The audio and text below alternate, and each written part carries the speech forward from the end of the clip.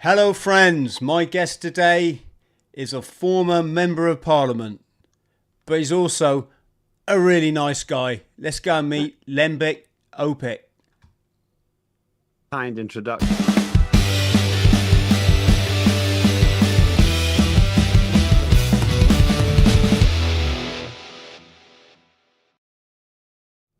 Boo, there we are. Lembit, how are you? Very well, thanks. Very nice introduction. How are you doing? Pleased to be with you, sir. Yeah, well, I was very pleased to be with you. Was it Sunday we chatted, wasn't it? That's right. It took an unexpected turn. I thought we were going to talk about military matters in Northern Ireland, but instead we talked about the meaning of life, which perhaps was more important. Yes, we did. We had a great chat.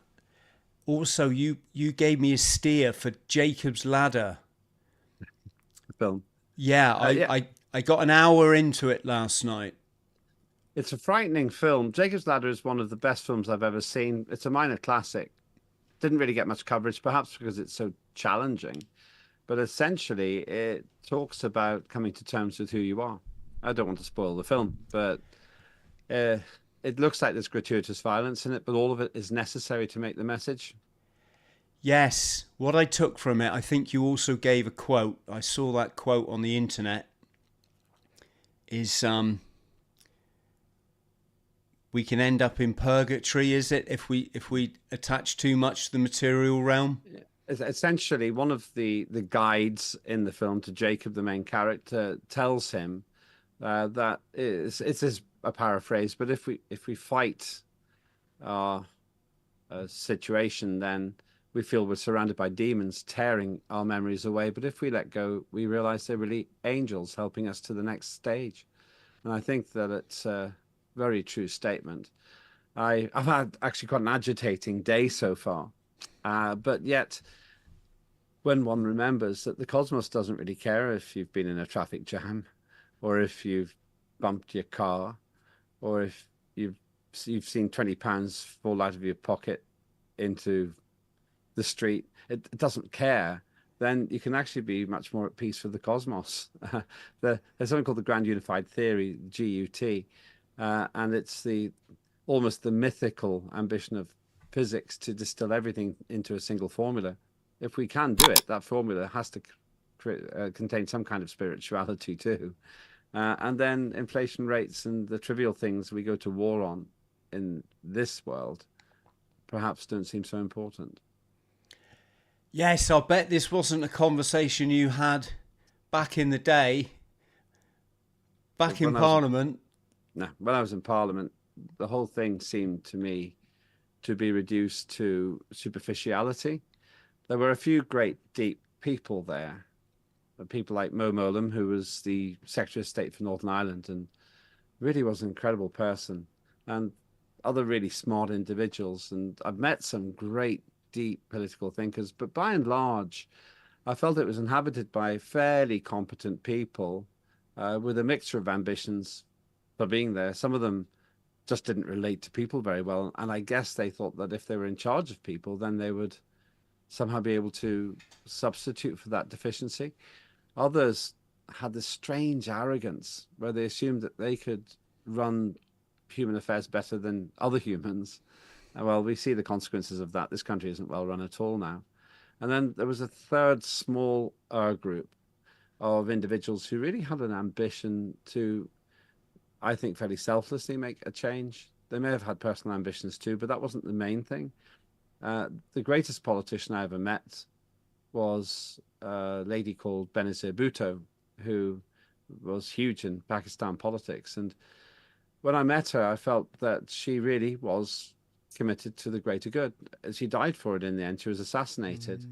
But I really felt something very special with her. So there are some angels amongst, they're not demons, but just amongst the foot soldiers, the people who don't really make a deep impact at all. They drift into politics, they muck about there, and then they leave. But there's few people, they're the ones that change the world. Yeah, politics, it must be a bit like the university system where people graduate, then they do their doctorate, then they become a lecturer, and then they just stay in that kind of,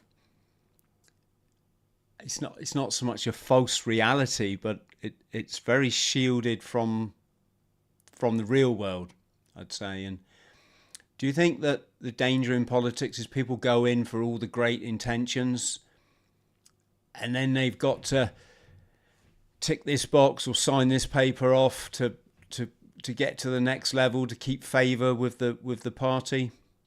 As with any walk of life, there are opportunities to fall off the path, and politics is fraught with them. I think that people go into politics generally with good intentions. Not all of them, but a lot of them do. And what happens is once they get there, they get institutionalized, and they discover that in their mind, it's more important to be a politician than to achieve a particular outcome. So they start compromising the mission that took them there in the first place.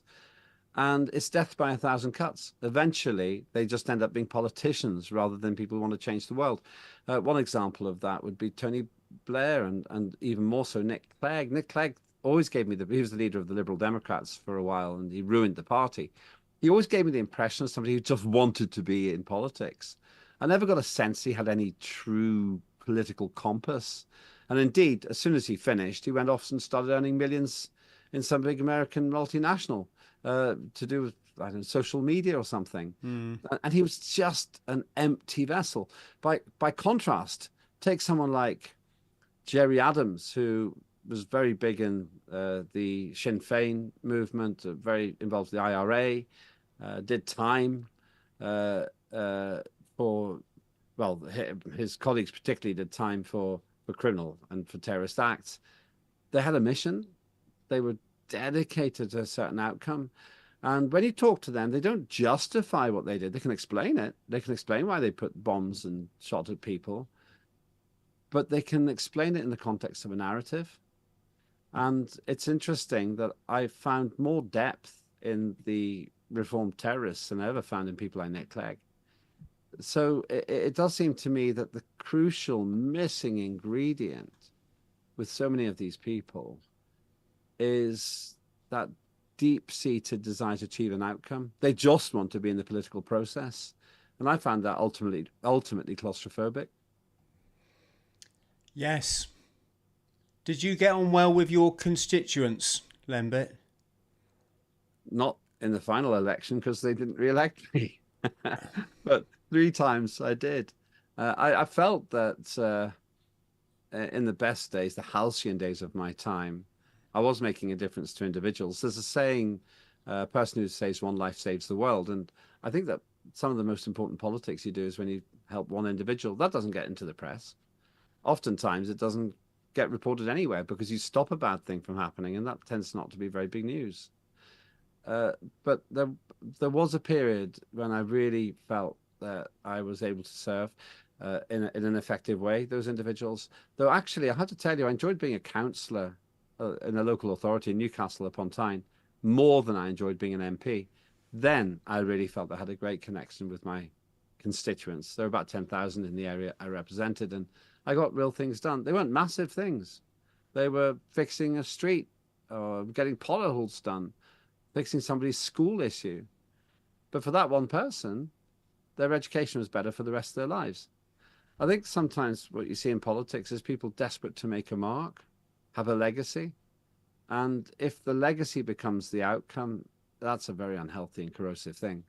If, on the other hand, your mission is to achieve a result and then move on, and that's what I think Mo Mowlam did. When she was Secretary of State for Northern Ireland, she kick-started the peace process pretty much single-handedly, actually. When you've got that, then your legacy may not even be attributed to you.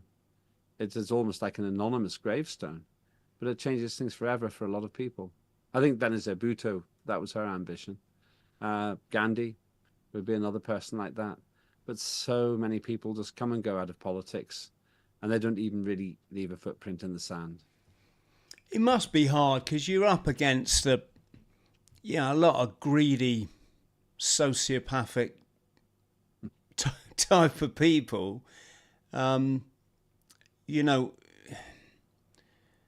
We call them the big club, the cabal, the controllers. I mean, it must be hard to get anything good good done, because there must be so much pressure to conform, as we saw with Tony Blair before Iraq, wasn't it? Was it 1 million people marching in London against this conflict or this potential war, and he was still up there, wasn't he? No, we are going to war. And it's really sad that he's never been able to be truthful about the pressure he must have been put under by the Yanks. And by the Yanks, I don't mean our dear American brothers and sisters. I mean the higher apparatus. Do you think a lot of politicians get soul destroyed? In Blair's case, to use that specific, and then we'll go to the general situation. I like Blair as a person, but once again, he slightly lacked narrative. He was the most successful Labour leader in the history of the party. There's no doubt about it. And he did some good. Things like making museums free again. I never thought that would happen again in this country after the Conservatives allowed an entrance fee. And there were some other good changes he made. And his relationship with Bill Clinton was probably good for the whole world. But what happened to him was he wanted to stay center stage when George W. Bush got elected. So he danced to the tune of a lesser person. I think that Bill Clinton was massively flawed, but he did a lot of good in the Northern Ireland peace process. That's my main interaction that I had with him, indirectly anyway. And so Blair fell into the same trap I described earlier. He wanted to carry on being the big guy, but for everything there's a season, and his season had passed.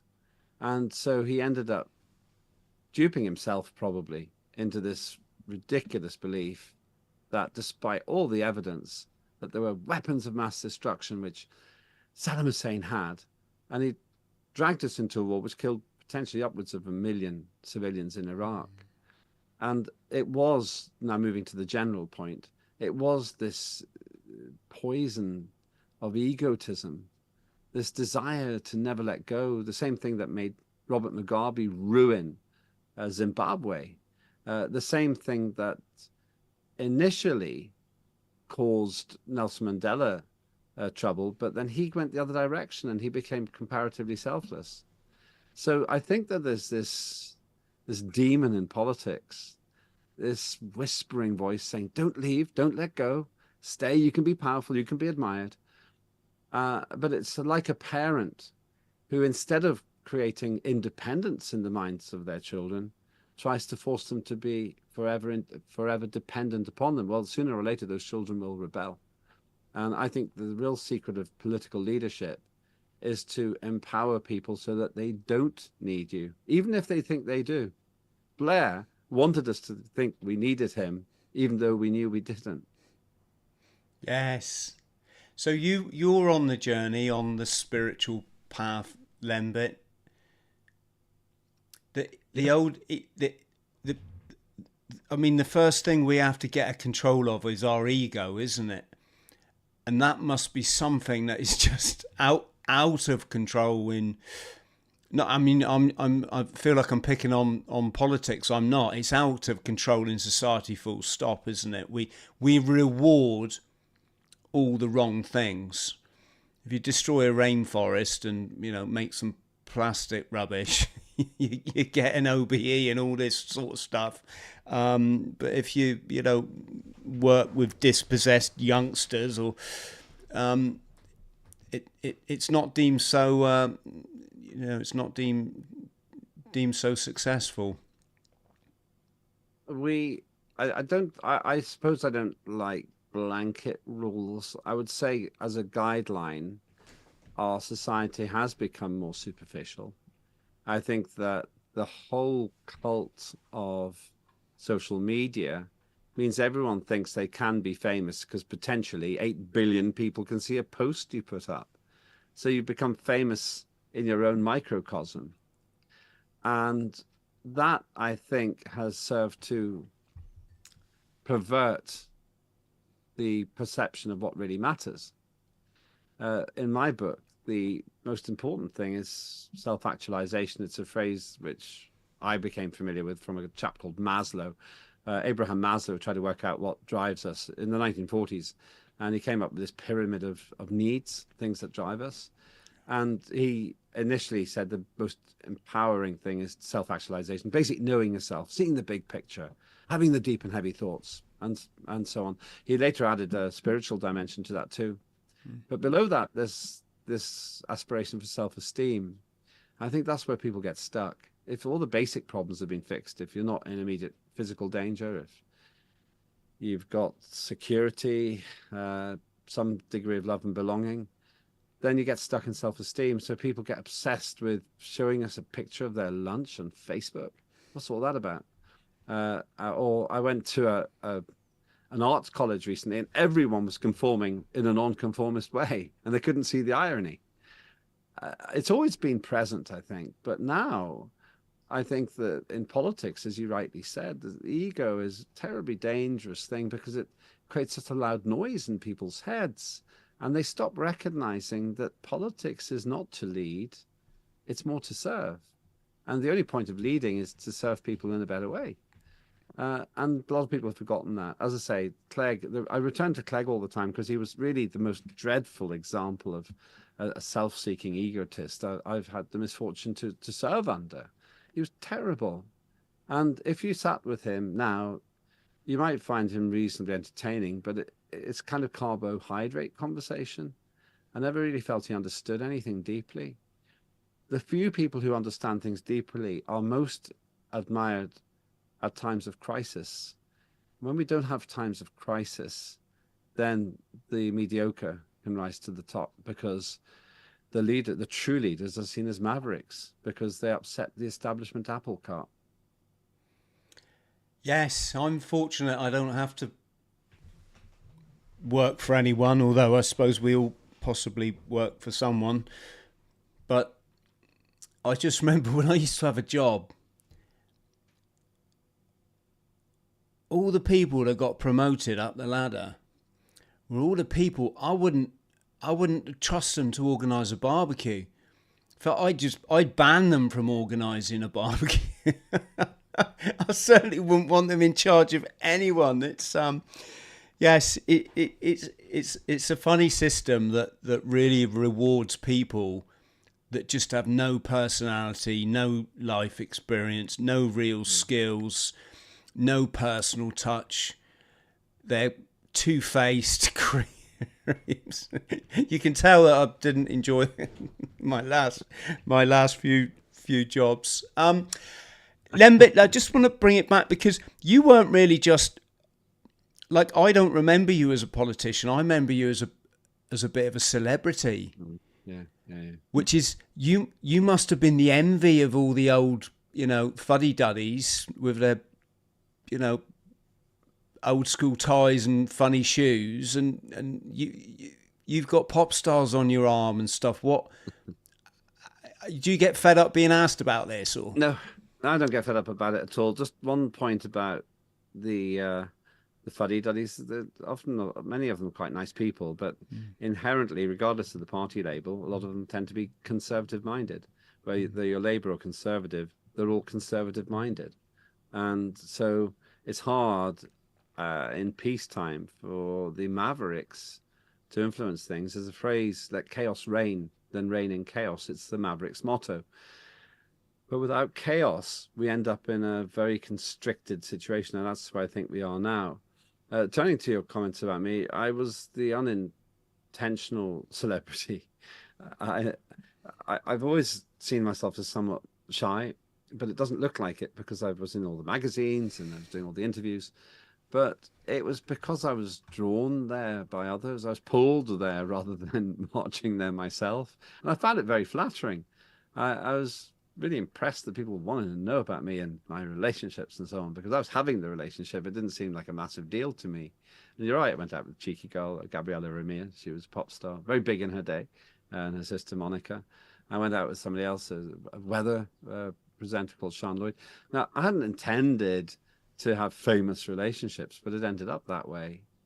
And of course, the media loved it because they thought of me as some geeky politician being taken for a ride by these women. But there was a degree of envy as well, especially with the journalists. Journalists are such an empty, not all of them, but largely an empty, vapid set of parasites who just live vicariously through the people they report. And they don't care of the harm they do. Yeah, my phone was tapped, it was hacked and everything else. I was libeled. I found out that I'd lost a child on the front page of a terrible newspaper. And I realized then it's a totally double-edged sword. You're supping with the devil when you sup with the media. And so when they like you, they big you up, but then they knock you down because that'll sell a few more million papers.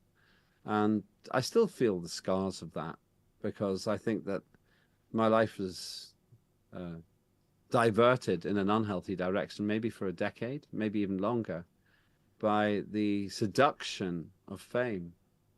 Did I enjoy it at the time? A little, yeah. Do I miss it? A little. But I never hungered for it one way or the other. You see others who get addicted to power, and I've described some of those people already. Others get addicted to fame, and they think that fame is going to solve their problems. All fame does is turbocharge your problems, and sometimes perhaps the rewards as well. I'm not surprised that many of the really famous people have addiction problems and problems of depression, because they live in a goldfish bowl. They don't get time to process. And I'll say one more thing. In Parliament, what I noticed is that my emotional maturity stalled. While I was in that institution, I didn't grow as an individual. I became more experienced, but didn't grow as an individual. That restarted after I left Parliament. So if you're in Parliament for 30 or 40 years, you probably more or less got the maturity you had when you went in. And that's not usually enough to run a country. Same as the military, Lembit, isn't it? We discussed this yesterday. You get these colonels that are 50 odd years old and they still haven't worked out the war lie, that nobody benefits from that nonsense, that the taxpayer loses all their hard-earned money through naivety, and that millions get massacred, or potentially millions get massacred.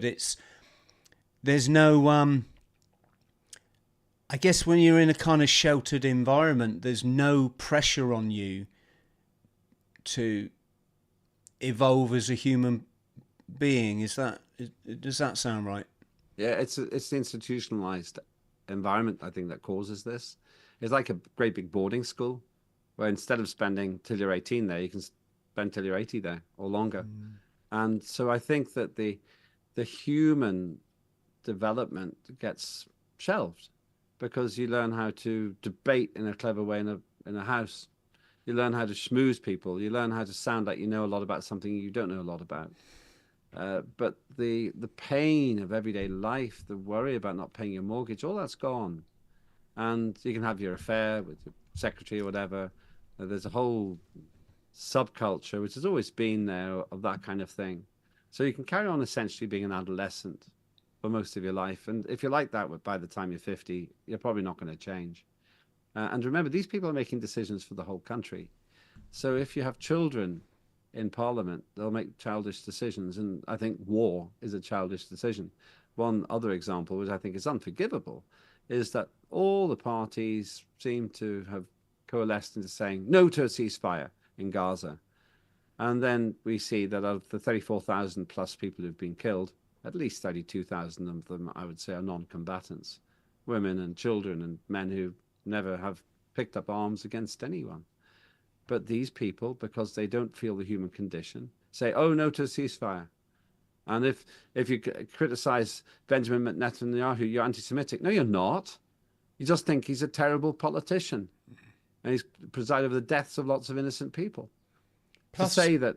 Plus, you're allowed to be anti-Semitic if you don't like Jewish people. That it is a free world, and we have been led down a path where we're not even allowed our own thoughts. I think the whole Jewish thing is it's blowing up in their face, because I think people are just fed up with it now. I think they're fed up with being fed narratives and told what you are and what you're not allowed to think. And you have good people and you have people that aren't helpful. And it's fine to, you know, not even sure what the words I'm looking for, but you know, you're allowed to think about these things, come to your own conclusions. We'd like to have different views. One of the things that we've done is the woke agenda, which started off with noble intent in the 1920s and 1930s, which is about being aware of your cultural surroundings. It's been completely hijacked, so that actually it's the woke agenda which is intolerant and discriminatory. You should be allowed to criticize Benjamin Netanyahu without being accused of being anti-Semitic. And the double standards are like this.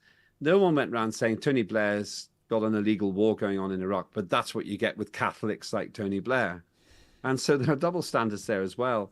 And then turning to this thorny issue of what's acceptable, in my view, everything is. I'm fundamentally a libertarian. And if somebody wants to tell me why they don't like the Jewish faith, I will have that conversation. I'm interested. I'll ask them why. And why they've got issues about Muslim faith or atheism. I've got issues with atheism.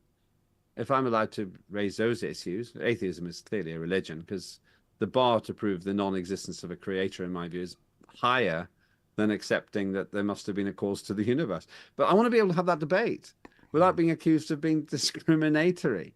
And I don't mind if people disagree with my spiritual views. The answer I give them is, good, you see it differently. Help me understand your view, and maybe I'll learn something from it. But now what we've done is we've created a situation, Chris, where nobody's allowed to say that. And you get isolated. The other religion at the moment is the climate emergency, which doesn't exist, in my view. I can talk about the science of it if you want. My concern is you're not allowed to. There are lots of people who say that we're wrecking the climate. Well, I want to have that debate. I want to share my data. But instead, in our cancel culture, you're regarded as a heretic if you don't conform to the, in my view, scientifically illiterate belief that human beings generate enough carbon dioxide to affect the climate in a measurable way. My issue is the debate. You can't have it. And that's the danger now. We're in a Spanish Inquisition situation or a Soviet system where if you don't go with the orthodoxy, then you're cast out. Yes, we should touch on. I don't want to get. I wanted to chat with you as a mate, and I think it's great you're on the spiritual path, because it's all I ever bang on about. It's you know, all your answers to life therein lie.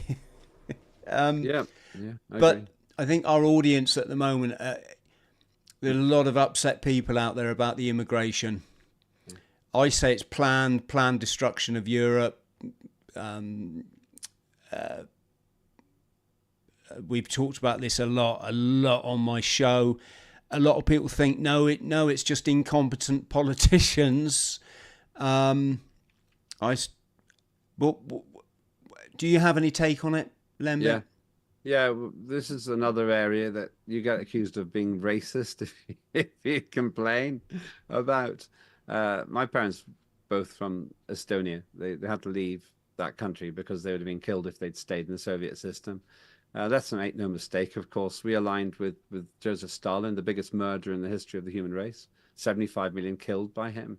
But he was an ally, so we don't really talk about that. Members of my family fell victim to Stalin. So I'm very grateful to the fact that the United Kingdom welcomed my parents as children and their parents, because otherwise I would never have existed. The problem is we don't have a strategy anymore. This country doesn't decide really who to let in. It just decides not to make the judgment. If you've got the initiative to get down to Calais, you've got a good chance of getting across into this country. But think about it this way, Chris.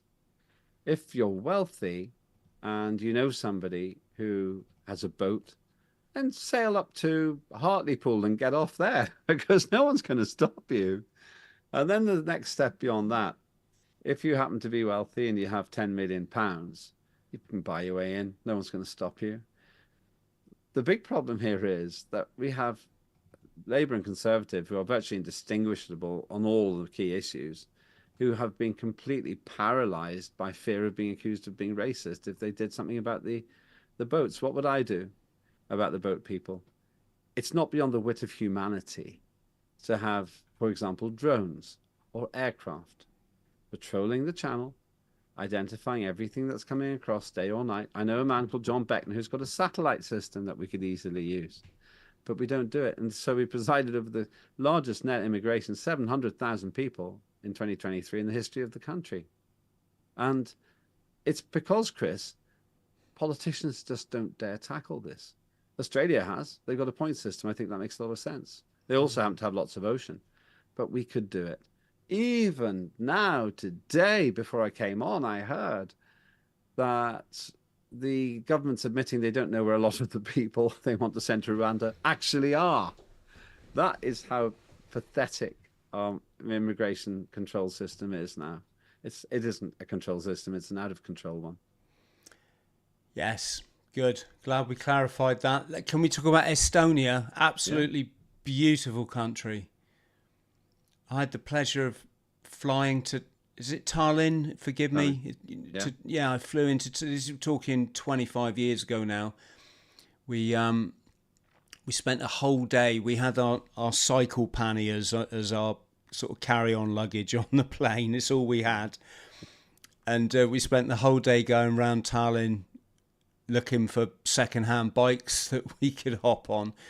And someone said, why don't you try the supermarket?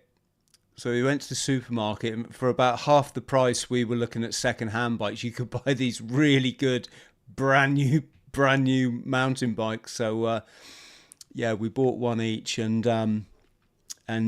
cycled across Estonia and then into Latvia, and then we finished in Lithuania. But yes, fascinating. This is another thing as well. And I'm just not trying to sound like lord it over people that haven't travelled, but it really does help you to kind of see life, doesn't it? When you're in Estonia and you can see the Soviet influence, the kind of bunker-like buildings, and you can almost sort of see the way history's shaped and the way it affects people. And yes, were you born there or I was born in Northern Ireland to Estonian parents. Yes, of course. They had to come out from there. My grandfather was an astronomer, and he settled at Armagh Observatory, which is one of the big globally recognized astronomy institutions. My father was a physicist. He taught physics and applied maths at Queen's University Belfast. And so we settled there, and my mum and dad had me and raised me there for the first 2 decades of my life. And it was a troubled place, but then so was Estonia. You're right to how you describe Tallinn. Tallinn is a beautiful country capital. The population of Tallinn is actually of Estonia is very similar to Northern Ireland, and there are many similarities, even in terms of size. Estonia and Northern Ireland, or certainly the island of Ireland, are very comparable in size, and actually in agrarian sort of history as well. But I recognize now more than I did as a child that I have a very strong Estonian heritage. English is my second language. Estonian is my first. Obviously, my name's Estonian. I've got dual citizenship. What I'm wondering is whether there's a relationship between Estonia and the UK that could tell us a lot more about how countries can get on. Estonia fought a war of independence against Germany and Russia at the same time, and won it around 1919. And Estonia was helped by the UK. UK lost 119 servicemen, I think, in that war. No one knows about it, apart from Estonians, but Estonians all do. And they really respect the fact that a big country did the right thing. There wasn't really much to help the UK. There wasn't really much in it for the UK to do that. But it was one of those times when the UK did the right thing for a small country. It's the complete antithesis of what we did in Afghanistan and Iraq. We actually did the right thing for a small country instead of doing the wrong thing in two big ones. Are they in NATO yet? Yes. I have major doubts about that. It's too late now, but they have been in for a while. They didn't join recently. They've been in for a while, but that's because they didn't want to be invaded by Russia again. Estonia lost a large proportion of its population and also had a lot of homogenization where there was forced moving of Russians into Estonia to try to break the culture. The same thing happened in Latvia and Lithuania. But two remarkable things have occurred there. Number one, the culture of all three Baltic states has remained largely intact. And number two, there was no bloody revolution. They had a singing revolution. They sang their way through folk songs and this million-person line of people holding hands from across all three Baltic states, which somehow caused the breakdown of Soviet control. I'm paraphrasing and I'm saving time, but it's a remarkable example of how you can have a peaceful change. And that's what happened. My own life experience, and probably a slight melancholy, which I sense in my soul, is probably carried from the dark times of Estonia and within my own family. But it probably also informs me. Maybe that's why I was never so interested in the fame and the razzmatazz and the power. I can see what power does. Power is only it's a currency like money. Money doesn't make you happy. It just helps you to do things. Power doesn't make you happy, but it can help you to do things if you choose to use it wisely. And then that's tied into the idea that, in my view, if you don't have a spiritual motivation, then the decisions you make will always be tinged with darkness because they're meaningless. Because in an atheist world, there is no point. Yes, it's that trying to find pleasure in externalizing things, isn't it? You know, power lies. It's a bit like religion, really. When you sort of worship a deity or a statue, you're overlooking the fact that the divinity is within you. You're a microcosm of this incredible universe. Well, Lembit, was there a single kind of driving factor in you seeking this pathway? I can't remember if I mentioned it on your show, but for me it was just the absolute depths of addiction. I couldn't really go any lower unless I died. And in that moment, I just had an epiphany. I suddenly saw the way I've been living my life was just so wrong. It was so wrong. And those couple of tweaks I mentioned, you know, Chris, stop playing the victim. Get out there and smash it. And appreciate this life, because a lot of my Marine buddies were dead by this stage through various mishaps, most of them horrendous. And I used to think, what would they give to be here now? They wouldn't be sat bloody in squalor, looking forward to the next hit of whatever. And I woke up the next day, Lembit. My life was different, and it's always been like that. I had this like ready Brett glow that I knew everything was all right, and I was all right, and it was all going to be fine. And when I was 12, I started exploring concepts of spirituality, and I was interested in it. I've never been an atheist. I've never thought there is no God. But when I was 12, I just got interested in the subject, and there's a very specific conversation I had with my father. We were in the car going from Bangor, which is where I was born, to Belfast, and we were driving. A very specific memory, driving through a tree corridor where the trees were overhanging this big, long, straight road, and the sun was coming in, and I guess it was in late spring. And we were talking about something called the second law of thermodynamics, which is actually quite a depressing law. It's the law which says that essentially everything descends into chaos. It's a necessary law because that's why hot flows to cold, why charge goes from one place to another. It's a thing that makes it possible for things to happen in the universe, but it's also a sad thing because eventually the universe will end up dead. And we were talking about this. I was 12, and I said to my father, "Do you believe in God?" And he looked out the window and he said, "Yes, I do." And I said, "Why, as a physicist, do you believe in God?" He said, "Because to think all this is an accident would be such a shame." And I needed no further persuasion. And it seemed so obvious to me that his answer was correct, that there had to be a purpose to it. It couldn't just be an accident, as the atheists, in my view, rather naively or superficially claim. And then a few days later, I saw something I would consider to be a miracle. And to this day, I believe that I came to the conclusion, and my reward was a higher power marking my work. The miracle was going, yeah, welcome on board. I never doubted it since then. I wouldn't say that I'm into Orthodox religion particularly, but I have no doubt at all that whatever it is that spiritual people believe in any religion, it's essentially the same life force. And that life force is where our morality is truly anchored, and I suspect our consciousness too.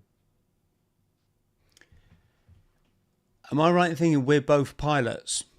Yes. Yes. I've got a pilot's license. Yes. Not current now. Can't afford it now. I've got children. But yeah. I took mine in the States, so it's always current. I pulled a sneaky one there. You've got to obviously do a check test when you go over there. But you came very close to not being here, didn't you? Hang on, I wrote this down. I can tell you. I can save time. It was a paragliding accident. Yeah, paragliding accident. You broke your back in 12 places, and your ribs, and your sternum, and your jaw. Ugh, jeez. That was a bad day, wasn't it? April the 13th, 1998. I was paragliding with a friend called Rob Burridge, and we always used to have this competition on who could get into the sky first.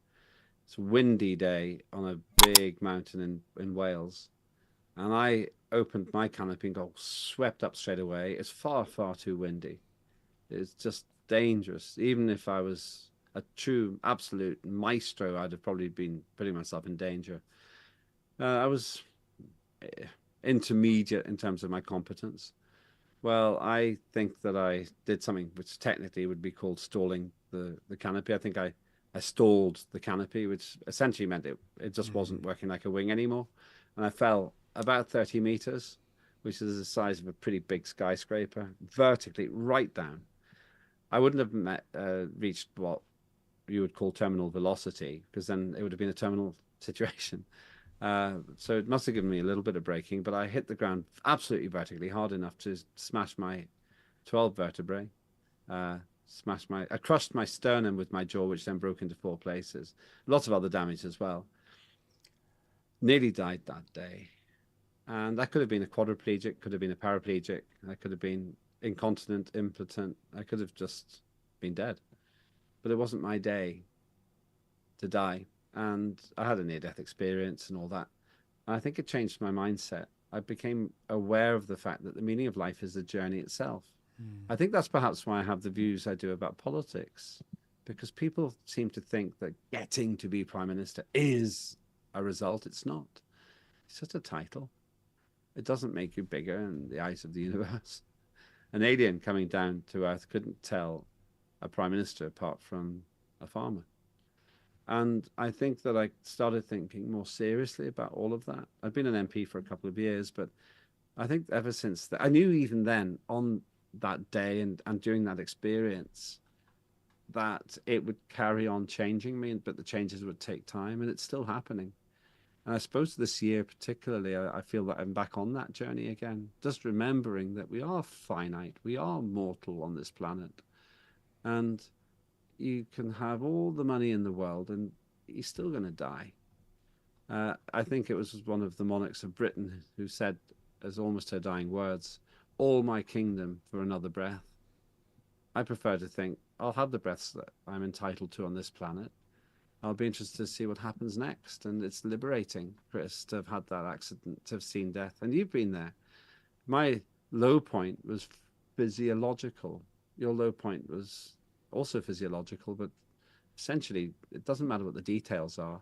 The mission is the same. And one of the tragedies, perhaps one of the ironies in life, is those who don't experience those kind of traumatic, challenging moments are almost robbed of the opportunity to make the right decision. Yes, we covered this on your show, didn't we? If you live a mundane life, there isn't a lot of learning in it. It's only through hardship that you get the learning that puts you in paradise. And so I'm often saying to embrace the hardship. There will be better days to come. But I don't know if people get into paradise by having an easy life. I think heaven and hell are the same place. I think that it's our ability to manage the next stage which defines whether we find it heavenly or hellish. It's an issue which is slightly touched on in that film Jacob's Ladder that you mentioned before. If I think about my life, I've got so many troubles. I've had so many problems this morning before talking with you. And yet, if I was living in Gaza and I'd just seen my family incinerated by another murderous attack on my neighborhood, and somebody said, let's rewind by one day, and you can have Lembit Öpik's life and his family problems and his financial challenges and all the things he's got. Would you take it? Everyone would grab it, and they would think of it as heaven. And I think that's the thing that hardship teaches you. It was Richard Nixon, who was actually, in my view, a very impressive American president, who was pulled down for a misdemeanor, which these days probably wouldn't even move the dial compared to what I've seen in politics. But Richard Nixon said it's only through walking through the shadows in the valley that one truly appreciates the view from the high mountaintop. And I think that's true. You have to walk through the darkness in order to appreciate the light. And some of the people who are most cursed on this planet are the ones who never want for anything. They've got essentially limitless funds, an easy education, a shoe-in job, almost a prearranged marriage, holidays in Costa Rica every year, and they don't stare down the barrel of bankruptcy or addiction or physical hardship or isolation, so they never get the chance to develop. I was swimming this morning, and it's tiring, but unless you exercise your soul, it never gets fit. Yes. I would say I ran up a big hill this morning, but I cheated. I walked. At least you tried. At least you went up. Just say to my people out there, just get out and just gentle jog, walk around the block, do something to get those endorphins flowing and get us back to our human state. I've got one last thing, Lembit, because I probably never get the chance to ask anyone this again, although I did have I chopped salmon for a year in a Norwegian fish factory. And up there, one of our bosses appeared on the program that they call Vil du bli millionær? And I know that in this country, we call it Who Wants to Be a Millionaire? Who Wants to Be a Millionaire? I don't watch TV, so I've almost forgot the name of it. But I have seen my favourite ever scenario in it was the one where the guy gets to the end. He's got all his lifelines left. He's got one question to make the million. And he phones his dad. And he says, "Hi, Dad. I'm a millionaire." Puts the phone down. But I am right in thinking you have appeared on the celebrity version? Yes, I did. How was it? I did with my then partner, Sean Lloyd, the weather presenter. Ah, okay. Very nerve-wracking because we were raising the money for charity. We didn't get to keep the money, which is fine. And we got to 64,000, and Sean actually had the next question right.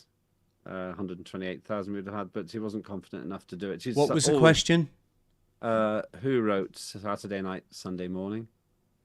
Do you know who it was? I was the author. Yeah, who's the author?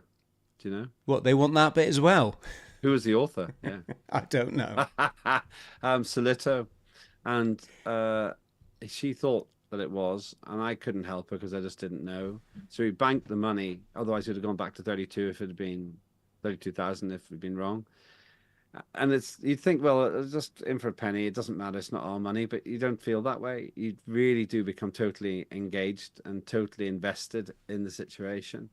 And so we made 64,000, 32,000 for her charity, 32,000 for mine, which is the Motor Neuron Disease Association. Charity was trying to cure the disease that killed my father. And it was quite a privilege to be on that show. I've done a lot of them, actually. I've done one called I'm a Celebrity, Get Me Out of Here, where you live in the jungle for a few weeks in Australia. That's the other one that there used to be one program that I would watch. It was the only thing, and it was I'm a Celebrity. It's because I love the human dynamic. I love to watch people rucking up against each other, having some real obstinate person.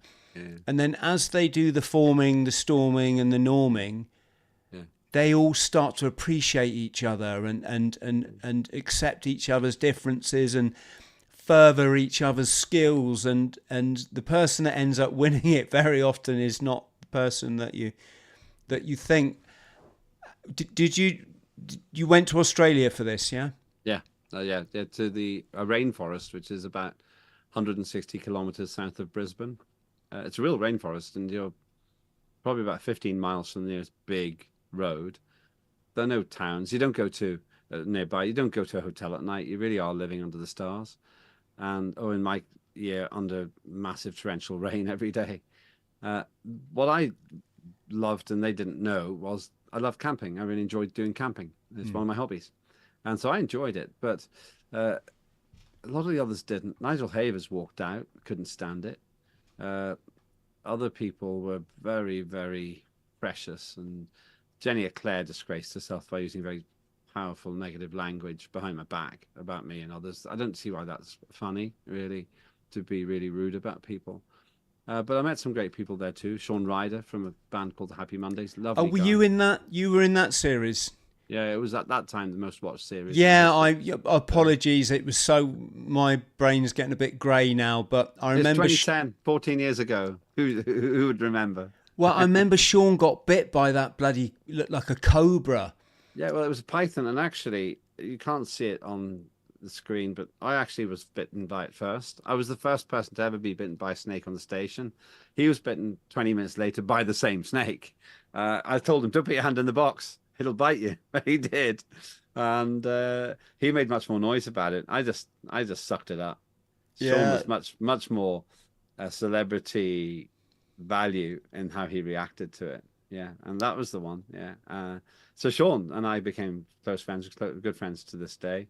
Cheryl Gascoigne, the footballer's widow, not widow, sorry, divorcee. She was there, good friend, and so many others as well. So I've done that. I've done lots of celebrity television, but it is celebrity TV. It's called reality TV, but that's ironic because it's very far from reality. I do recognize it has a role. Entertainment has a role. And I don't belittle it, and I don't begrudge the consequences of sometimes being seen as a lightweight.